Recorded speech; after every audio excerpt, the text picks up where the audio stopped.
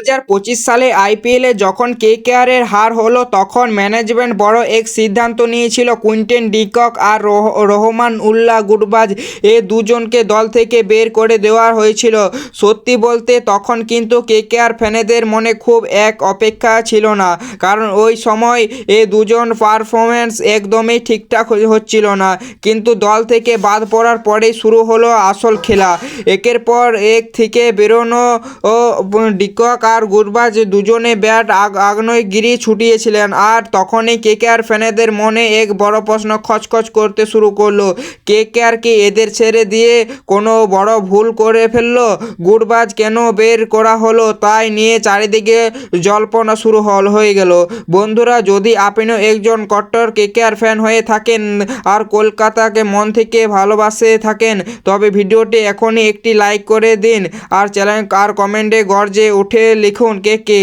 আর হ্যাঁ, ক্রিকেটের সব আপডেট পেতে চ্যানেলটিকে সাবস্ক্রাইব করে একটি লাইক করো। গুরবাজ ডিকক যাওয়ার পর কেকেআরের সামনে সবথেকে বড় চ্যালেঞ্জ ছিল উইকেট কিপার কী হবে।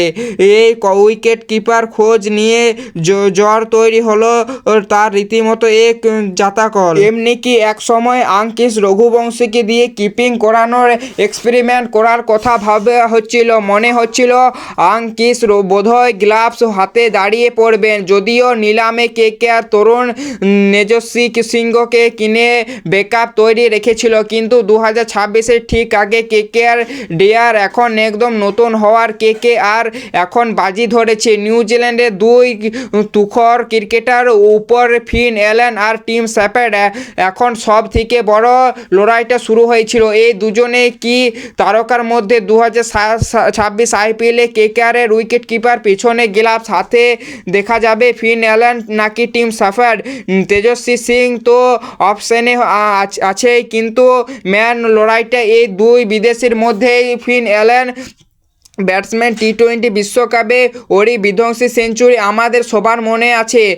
ফ্যানেরা চাইছেন ফিন অ্যালেনকে সুযোগ দেওয়া হোক, দরকার পড়লে স্যাফেড বাইরে বসিয়ে রেখো। কিন্তু এক জিনিস আমাদের বুঝতে হবে, উইকেট কিপিংরা কাজটা কিন্তু মোটো সোজা নয়। উইকেট কিপার পেছনে দাঁড়ার মানেই হলো দলের আসল কারিগর, বোলারকে গাইড করা, ডিআরএস ঠিকঠাক নেওয়া আর স্পিনারদের বলে চিতার মতো ক্ষিপ্তা স্টাম্প আউট করা। এসবের জন্য দরকার বিশেষ দক্ষতা, আর এখানে টিম স্যাফেড কিন্তু অনেকটা পিছিয়ে ফেলে দিচ্ছেন। দেখুন, নিউজিল্যান্ডের দল কিন্তু ফিন অ্যালেনকে দিয়ে উইকেট কিপিং করার না, ওর সে ব্যাটিং আর ফিল্ডিংই করে, কিন্তু উইকেট কিপিং দায়িত্ব থাকে সব সময় টিম স্যাফেডের উপর। তার মানে নিউজিল্যান্ড ম্যানেজমেন্ট জানে যে ফিন অ্যালেন ব্যাটসম্যান হিসেবে গ্রেট হলেও কিপার হিসেবে শেফার্ড অনেক বেশি পাকা। শুধু কিপিং নয়, 2026-এর পরিসংখ্যা সিফারের টেক্কা দিয়ে দিচ্ছেন অ্যালেনকে। এই টি-20 বিশ্বকাপে সিফার কিন্তু ফ্রি অ্যালেন থেকে বেশি রান করেছেন, বেশি হাফ সেঞ্চুরি হাঁপিয়েছেন আর দলের বিপদের সময় অনেক বেশি ভরসা দিয়েছিলেন। এমনকি ফাইনালের মতো হাই ভোল্টেজ ম্যাচেও শেফার্ড 50 করে নিউজিল্যান্ডকে টেনে নিয়েছিলেন। ফিন অ্যালেন হচ্ছে অনেকটা সুনীল নারায়ণের মতো, প্রথম বল থেকে ওড়ানো শুরু করে লাগলে ঠিক আছে।